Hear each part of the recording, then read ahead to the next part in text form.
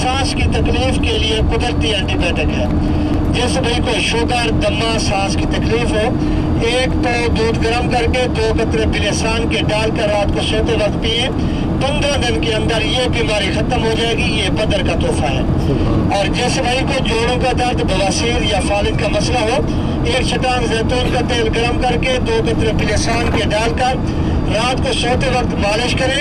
बवासीर वाली जगह पे लगाएं, फालिज वाले हिस्से पे मालिश करें। 1 हफ्ते के अंदर ये बीमारी खत्म हो जाएगी। बिलेसान ये वो चीज़ है, अगर आपको नज़ला है, इसके सूंघने से उसी टाइम नज़ला खत्म हो जाता है। तीसरे नंबर पे अल अजवा खजूर है, जो हुजूर सल्लल्लाहु अलैहि वसल्लम ने लगाई। अजवा के बारे में हदीस बुखारी शरीफ है। अजवा दिल के मरीजों के लिए शिफा है। जो शख्स 7 दाने 21 दिन खाएगा, उसके ऊपर कोई तावीज़, कोई जादू असर नहीं करेगा। अगर सांप भी डस ले, उसके जहर का असर नहीं होगा। चौथा जो तोहफा है वो अल असमद सुरमा है।